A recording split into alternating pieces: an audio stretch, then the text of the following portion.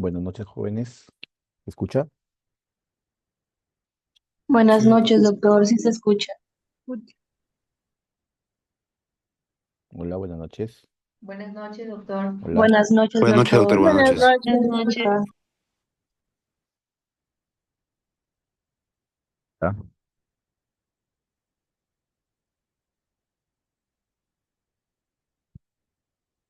parece que no me escucha.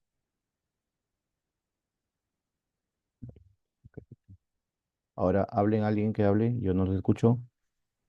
Sí No se le se escucha, escucha, doctor. doctor. Ahora Doctor, ya, sí se lo escucha. ya los escucho a ustedes. Muy bien. Muy bien, chicos. Buenas noches ante todo. Vamos a continuar con las clases teóricas que quedaron pendientes acerca de esta semana, que es antibióticos 3, lo que corresponde a tetraciclinas, nitrofurantoína, ¿no? Y sulfos. Y continuaremos también, como ya les expliqué, hay dos secciones que ya no ha habido grupo para exponer en cloranfenicol. Lo voy a hacer yo también en este momento, y lo que es antituberculosis. Y quedaría pendiente para el día de mañana, lo último ya, ¿no? De la última semana, que es antimicóticos, ¿no? Porque esta semana sí se va a hacer seminarios presenciales de una forma normal, ¿no? Clases teóricas sí las voy a terminar de forma virtual, ¿no? Por ciertos motivos de salud que ya les comenté. Pero bueno, volviendo al tema, vamos a ver. Hablaremos esta vez de las tetraciclinas. Tetraciclinas es otro grupo de antimicrobianos o antibacterianos, para ser más exacto, que inhibe la síntesis de las proteínas. Y ya como ya les comenté en la clase anterior, todos los fármacos que inhiben la síntesis proteica son bacteriostáticos, excepto, ¿cuáles? Excepto los Los aminoglucósidos. aminoglucósidos. Muy bien, así es, los aminoglucósidos. Los aminoglucósidos inhiben la síntesis proteica y son bactericidas. Eh, ¿Se escucha bien? Parece que hay interferencia. Sí, doctor. Sí se escucha bien, Ya, doctor. muy bien. Entonces, y de todos ellos, pues también, como les dije, ¿no? La forma de saber, por ejemplo, cuáles inhiben la subunidad 50S y cuáles inhiben la subunidad 30S, ¿no? Los que inhiben la subunidad 50S son aquellos que, digamos, como por ejemplo los macrólidos, y para que se les haga una forma de mnemotecnia, macro significa grande, entonces la subunidad grande, macrólido, ¿no? ¿Quiénes más inhiben la subunidad 50S? Son las lincosamidas, la clindamicina. ¿Quiénes más de las lincosamidas inhiben la subunidad 50S? El cloranfenicol, que es así, un material de exposición. Y las que inhiben la subunidad 30S son los aminoglucósidos, que son bactericidas, y las tetraciclinas. Término tetra, 30 ciclinas, para que se les quede como mnemotecnia, ¿no? Muy bien, entonces hablaremos de este primer grupo. El nombre tetraciclina, miren, eso también fue pregunta de examen y muchos se han confundido. Tetraciclina, tetra significa cuatro y ciclina significa ciclo o cíclico. Entonces, es un grupo de antibióticos que está conformado, su núcleo principal, por cuatro anillos cíclicos. Una vez hice esa pregunta y me respondieron betalactámico.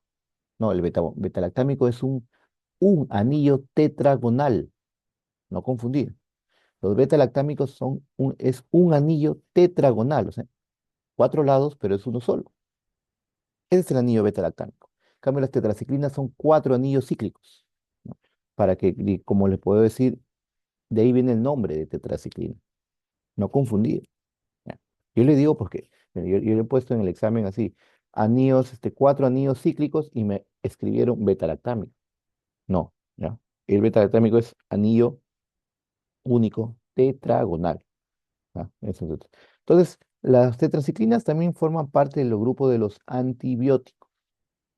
Y ustedes ya saben, cuando hablamos de antibióticos, son fármacos que son producidas, digamos, por un microorganismo, por otro microorganismo. Entonces tenemos acá una familia de los antibióticos más antiguos. Claro, el primero fue la penicilina, ¿no? Entonces, por ejemplo, en 1948 del Streptomyces aureofacium tuvo la clotetraciclina, ¿no? Incluso lo llamaron al inicio aureomicina, pero el nombre se generó a su estructura química, ¿no? Las glicilciclinas son un nuevo tipo último de tetraciclinas mucho más modernos y más estables farmacocinéticamente, que vamos a hablar después. Entonces, a esto me baso, a esto me refiero. Es una estructura básica de cuatro anillos fusionados con dobles enlaces conjugados. Aquí está. Este es el anillo tetracíclico. Uno, dos, tres, cuatro. 4 anillos cíclicos. Ya, no es lo mismo, no confundir. Muy bien, entonces aquí tenemos las tetraciclinas. La clasificación se va a basar en su tiempo de vida media. Tenemos los de acción corta con tiempo de vida media aproximadamente 6 a 8 horas, donde tenemos la clotetraciclina, la oxitetraciclina, ¿no? Los que antes venían una crema llamada terramicina, que utilizaban las mamás para cualquier herida, echaban en la piel, ¿no? Ya no viene ese tipo de fármaco, ya, al menos no sé si es que todavía habrá. Tenemos la de acción intermedia, que dura 12 a 16 horas, como la demeclociclina, metaciclina, poco usadas. Actualmente se utilizan la de acción prolongada, que dura un tiempo de vida media mayor de 16 horas, donde la más utilizada es la doxiciclina. Y también en algunos casos se utiliza la minociclina. Por eso lo he puesto de rojo, porque es la más utilizada y la que van a, ustedes van a estudiar bastante, porque eso lo van a ver en su centro de salud. La doxiciclina forma parte del tratamiento de las infecciones de transmisión sexual. Está dentro de los esquemas, de acuerdo a las normas técnicas del MINSA, pues yo les he dicho, revisen sus normas técnicas para el tratamiento contra las clamidias, ¿ya? Incluso en los diagnósticos sindrómicos. Y el último fármaco que tiene un tiempo de vida media más prolongada todavía, que es las glicilciclinas, que es una modificación ya ultramoderna, bastante costosa también, que es la tigeciclina. Entonces, como yo les dime, Kiara, te escucho. Doctor, buenas noches. Para la clamidia trichomonas es activa, ¿no es cierto? Y causa enfermedad de transmisión No, no te sexual. escuché bien, no te escuché bien, ¿puedes repetir la pregunta? Para la clamidia trichomona, No es clamidia es trachomatis, clamidia tracomatis, trachomatis. perdón. Ajá. Fármaco de primera elección es la toxiciclina o la Doxiciclina. La acitromicina no. citromicina. Dentro de los esquemas terapéuticos del MINSA, la primera tratamiento de primera línea es la doxiciclina. Ya, Eh, y si la paciente se encuentra embarazada, Ahí sí, acitromicina. acitromicina, sí, muy bien. ¿Ya? La Ya, doctor, acitromicina muchas es gracias. fármaco en caso de pacientes gestantes. ¿Ya? ¿Por qué? Porque las tetraciclinas están contraindicados en el embarazo. Ok. Muy bien, y ustedes están viendo acá, ¿no? Este mecanismo de acción va a inhibir la síntesis proteica al unirse a su unidad 30S de ribosoma no bacteriano. O sea, unirse a la subunidad, como ven aquí en la imagen, va a impedir el acceso a lo que es el aminoácido ARN, ¿no? En el sitio receptor A, donde ven aquí. Entonces, en este complejo es donde se une el ARN ribosómico, el ARN mitocondrial, perdón, el ARN mensajero, aquí es donde se une. Entonces, al unirse la tetraciclina en este lugar, como ven acá, va a evitar o inhibir el acceso al aminoácido RNA. Entonces, ¿qué es lo que va a evitar? Que se una a la plantilla del ARN mensajero y por ende se va a evitar o inhibir la síntesis proteica, ¿no? La codificación. Entonces, otro dato importante de estos fármacos es que tienen facilidad para ingresar a las bacterias a través gram negativas, sobre todo a través de la purina, ¿no? Y también tienen la capacidad de ingresar a la célula eucariota, o sea, útil en bacterias intracelulares. Mismo, efecto que tiene también los fluoroquinolonas y los macróleos. Fácil acceso a meterse a las células eucariotas y con esa, digamos, esa ventaja le da para atacar a bacterias intracelulares, como la clamidia, por ejemplo, la clamidia es intracelular. Entonces, eso le da le confiere ese plus de acción. Ahora, recordando, como ya les dije también la semana pasada, aquí tienen que saber cuáles son los mecanismos de resistencia bacteriana, que también es algo que les deben de haber explicado el ciclo pasado en el curso de mecanismos y defensas, ¿no? Y aquí se los volvió a explicar en la primera clase, que les dije que son cuatro, ¿no? ¿De acuerdo? Inactivación enzimática, alteración en el transporte. La alteración de transporte son dos tipos, que impide el ingreso a través de la membrana externa, o sea, cambios en las porinas, o la aparición de bombas de flujo. Tres, ¿cuál es la otra? Lo que tienen los estafilococos con la penicilina, el resistente a la meticilina. Enzimática. No, la resistente a la meticilina. su cambio de sitio de acción, doctor. Cambio o alteración en el sitio BAPF2. de acción, así es. Solo decir, Alteración en el sitio de acción. Y lo último es alteraciones en las vías metabólicas. ¿Recuerdan? Son los cuatro tipos. Son cuatro nada más. Son cuatro. Y esos tienen que saberlo. No estoy haciendo que se aprendan.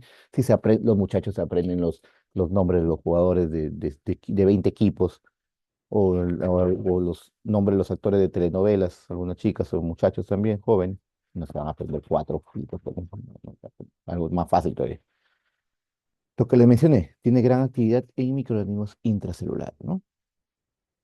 Entonces, la resistencia bacteriana que se da, digamos, contra las tetraciclinas, que mediada por plásmidos, ¿no? Plásmidos son estructuras, fragmentos de ADN que una bacteria transmite a otra, ¿no? Eso también es temas que les han enseñado el ciclo pasado. Entonces, tanto en gram positivas como gram negativas, ¿no? Tenemos formación de bombas de flujo, que es la más importante para las tetraciclinas. O sea, el fármaco ingresa y es expulsado. Esta formación de bomba de flujo pertenece a la tipo de resistencia de alteración en el transporte, ¿no? Entonces es lo que disminuye la acumulación. Mutación, producción de una proteína de protección ribosómica. O sea, aquí estamos hablando de alteración en el sitio de acción, ¿no?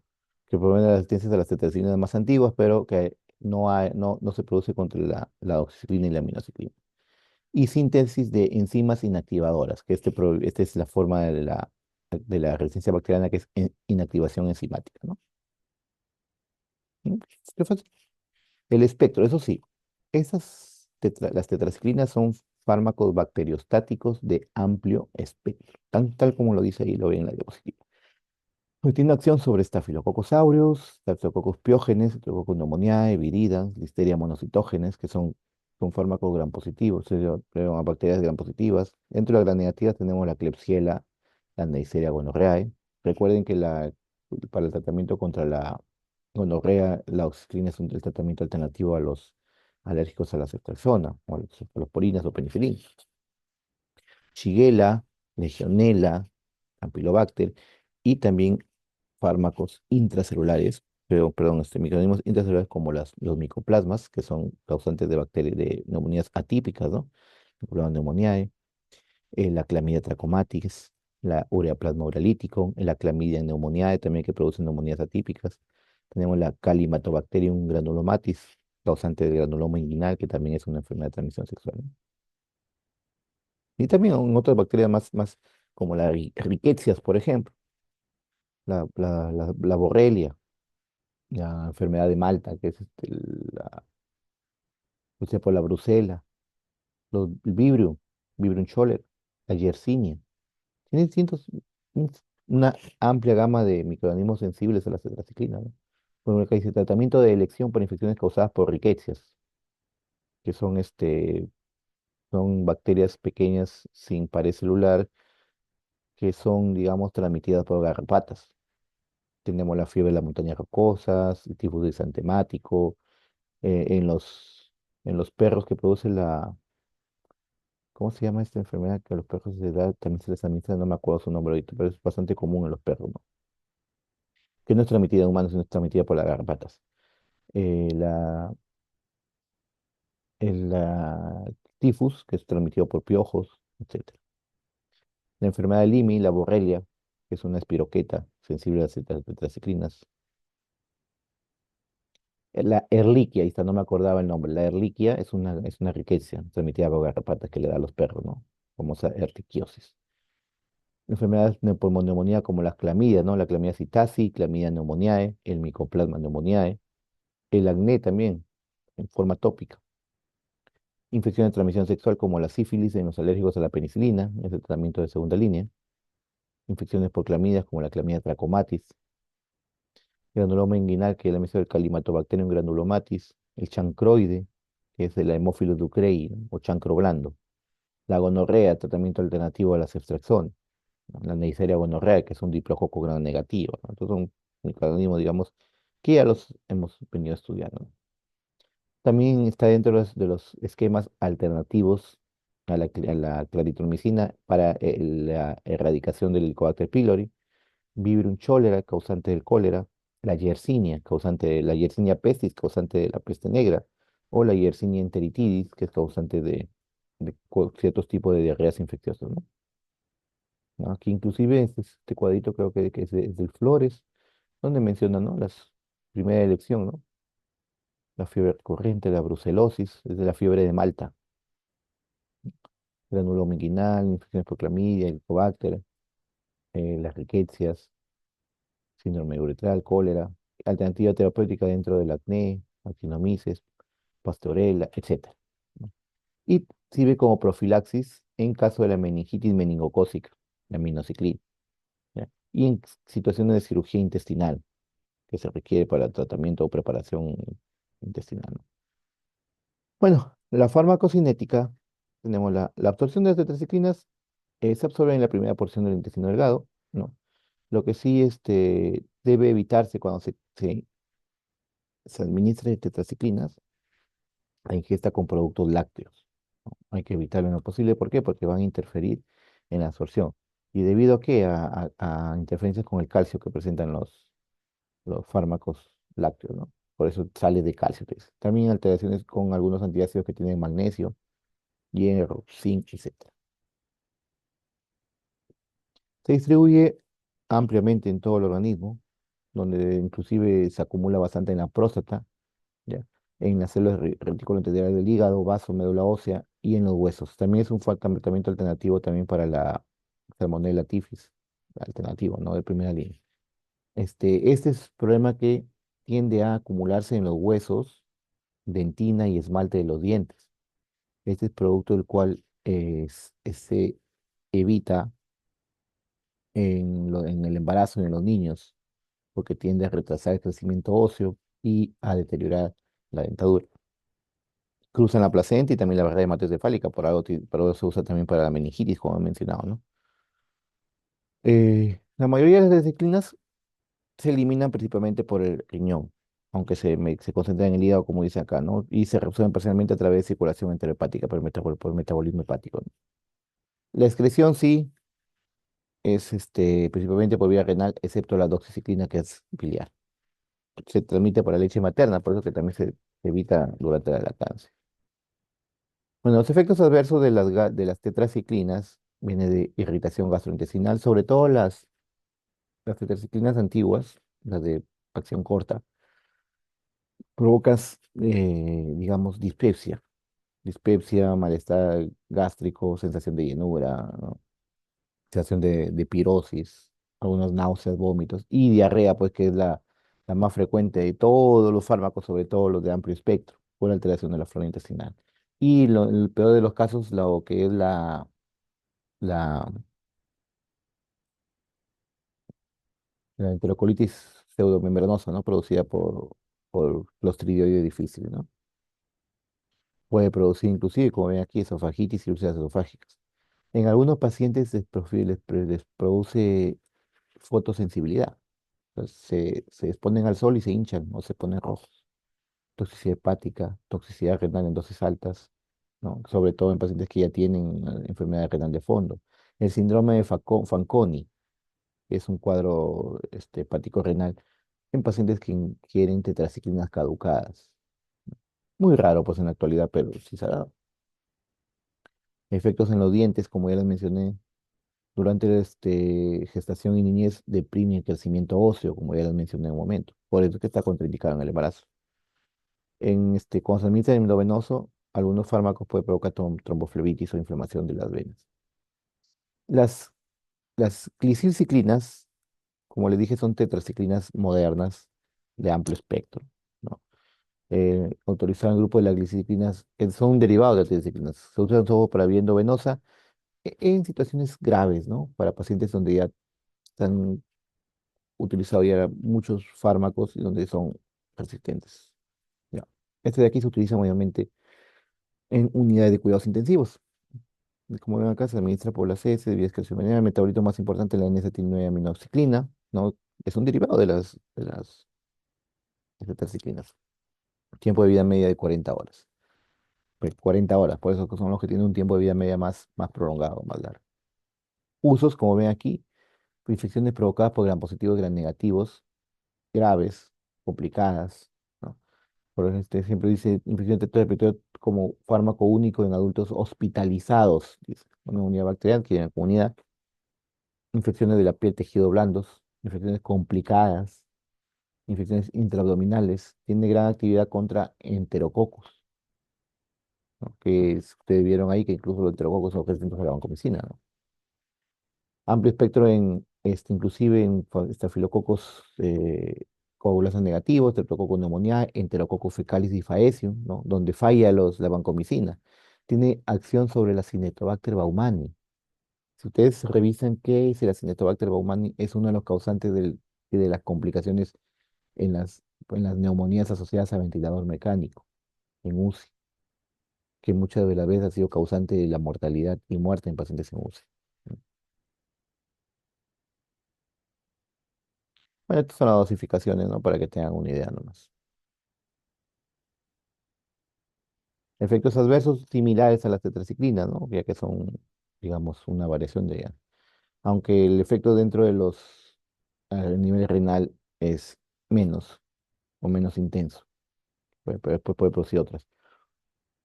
Eh, Hay que tener precaución con el uso de anticoagulantes, ¿ya? Como lo que es la warfarina. La warfarina sobre todo porque como son los fármacos donde más va a interferir las interacciones con este fármaco. Muy bien. Hasta ahí hemos hablado de las tetraciclinas, fármacos, como les vuelvo a repetir, que inhiben la síntesis de la proteína, de la síntesis proteica o proteogénesis, donde uniéndose en la subunidad 30S de los ribosomas bacterianos. Bueno, muy bien, entonces pasamos a lo que son las sulfonamidas o sulfas, incluido el trimethoprim, ¿no? Eh, las bacterias, las bacterias, perdón, repito.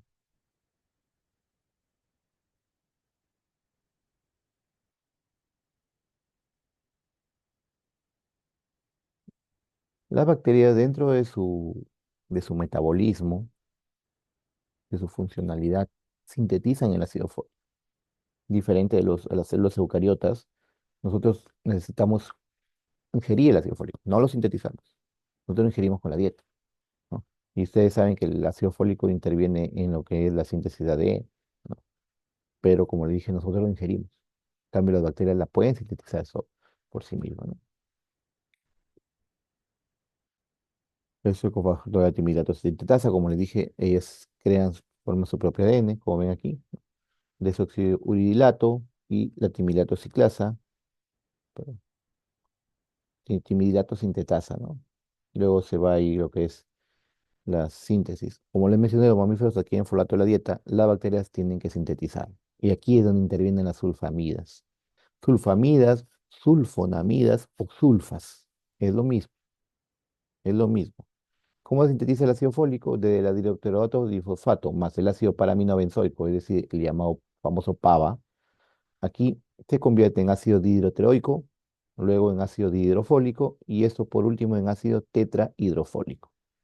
Aquí está la enzima dihidroteroato sintetasa y del ácido dihidrofólico con la dihidrofolato reductasa para convertirlo en ácido tetrahidrofólico, que ustedes ya lo han estudiado, ya lo hemos estudiado en la sección de anemias, ¿no? Que la forma activa, ¿no? Del ácido fólico es el ácido tetrahidrofólico, es la forma como funciona, cómo interviene la síntesis de ADN, ¿no? Entonces, tenemos distintas sulfas, ¿no? Son varias. La más utilizada actualmente nosotros es el sulfametoxazol. Esto que no lo utilizamos solo, ¿no? Lo utilizamos con el trimethoprim, del cual vamos a hablar más adelante. Son sintéticas. Y si estamos hablando de que son sintéticas, son quimioterápicos, ¿ya? Estos no son antibióticos, ninguno. Lo que hacen los sulfas inhiben, como ya les expliqué hace un momento, inhibe competitivamente lo que es la dihidroteroato sintetasa. Tiene acción, tiene gran positivas y gran negativas. Por sí solos son bacteriostáticos, es decir, solamente atraviesan la CMI e inhiben el crecimiento y la función bacteriana. Mecanismo de acción, como ya les expliqué, y, eh, sobre bacterias en crecimiento, inhibiendo la síntesis de ácido fólico. Les mencioné. Inhiben la síntoma. Miren, esto es importantísimo. Esto ya, miren, les digo, por esa parte. ¿Qué es lo que hace la sulfamida? Inhibe la dihidroteroato sintetasa. ¿Qué enzima inhibe las sulfamidas? Dihidroteroato sintetasa. Sí, es fácil. Y en ese pues se inhibe pues la síntesis del ácido fólico. Y aquí, como ven, ya vamos a repetir este mismo esquemita. Ahí actúa. Ahí, inhibes. Entonces, al inhibir eso, vamos, se detiene la síntesis de ácido fólico. Quita la clasificación de las sulfos. Tenemos lo de eliminación rápida, como sulfametacina, sulfisosazol, de eliminación intermedia con una semivida de 11 a 24 horas, donde tenemos la sulfadiazina y tenemos el sulfametoxazol. La sulfadiazina actualmente se utiliza por uso tópico, para quemaduras, para evitar infecciones por estafilococos en las quemaduras. ¿Ya? Tenemos la sulfadoxina, que es uno de los fármacos que utilizan dentro de los esquemas terapéuticos alternos a la malaria, sobre todo hablando del Plasmodium falciparum, que es resistente a la cloroquina. ¿Ya? Tengo otro de acción intestinal, digamos, de uso tópico o por vía oral, para como no se absorbe, actúan a nivel del intestino. Ahí tenemos la sulfasalacina, que se utiliza en enfermedad, digamos, enfermedad de Crohn o en la enfermedad inflamatoria intestinal, como enfermedades autoinmunes de la mucosa intestinal. Y están de uso tópico, ¿no? La sulfacetamida, el mafénido, que es el sulfamilón, y la sulfadiazina argente, muy utilizadas en quemaduras o en heridas, para uso tópico en heridas. Pero aquí el que nosotros utilizamos y conocemos mucho es el sulfametoxazol, mal utilizado, mal utilizado. El que es sulfametoxazol más la trimetoprim, el que llamado cotrimoxazol. Y si hablamos de marcas del famoso Bactrim, ¿no? Cualquier dolorcito abdominal, Bactrim. Tuvo una diarreíta, quizá una intoxicación alimentaria o comió algo malo, Bactrim. Es un antibiótico, bueno, es un antibacteriano, sintético, quimioterápico, no es antibiótico, pero sirve para matar o detener el crecimiento bacteriano, no para una diarrea, porque las diarreas no siempre van a ser bacterianas.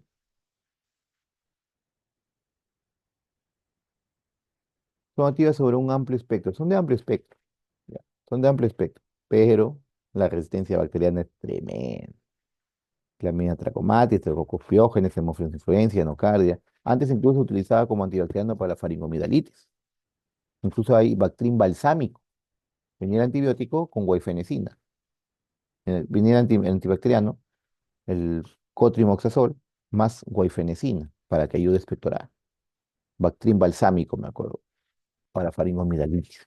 Cuando el fármaco más simple ahí es la penicilina, ¿no? Se produce con facilidad, como ven ahí, Staphylococcus, Enterobacterias, Neisseria. ¿A través de qué? De mutaciones espontáneas que originan sobreproducción de pava. O sea, hay tanta cantidad de pava que ya no es suficiente la cantidad de sulfa que le administras. Y ya no le va a hacer nada porque vas a tener que aumentar la dosis y te va a producir toxicidad.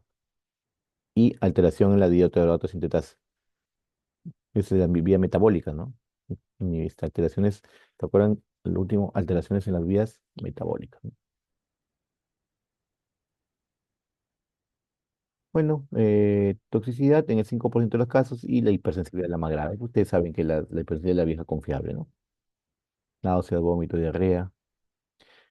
Bueno, por hipersensibilidad, una de las complicaciones más graves cutáneas de las sulfas es la necrólisis epidérmica tóxica o necrólisis tóxica epidérmica. Puede llevarte a la muerte. El eritema nodoso, el síndrome de Stevens-Johnson, anafilaxia, lupus eritematoso, puede producir anemia hemolítica, agranulocitosis, trombocitopenia e inclusive se ha considerado aplasia medular, pero muy raro, a diferencia del cloranfénico. Cristaluria, que puede producir esa cristaluria, puede llevar a producir una obstrucción tubular aguda y llevando una IRA. IRA significa injuria renal aguda. Muy raro, extremadamente excepcional, alteración hepática. En el embarazo sí se debe evitar en los últimos meses. ¿Ya? ¿Por qué se debe evitar en los últimos meses? La sulfa. ¿Por qué? Porque en los últimos meses puede provocar aumento de eh, la bilirrubina indirecta, de la bilirrubina indirecta. Y la bilirrubina indirecta o no conjugada atraviesa fácilmente la barrera hematoencefálica. Y ese incremento de la bilirrubina indirecta puede provocar daño cerebral en el feto, inclusive llevando a la muerte. Ahí viene el famoso este, hallazgo post-mortem de un feto, de un llamado kernícteros, ¿no? Que es la acumulación de bilirrubina indirecta a nivel de los ganglios basales, que los conlleva a la muerte, ¿no? El recién nacido, también por ese motivo, evitar en los 6 primeros meses, ¿no? Por el mismo motivo.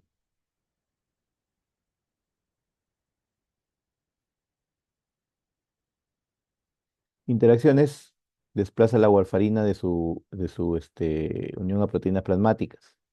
Metotrexato, ADO, que es el antidiabéticos orales. Entonces, ¿qué sucede si desplaza a estos fármacos de su unión a proteínas plasmáticas? Provoca mayor cantidad de fármaco libre.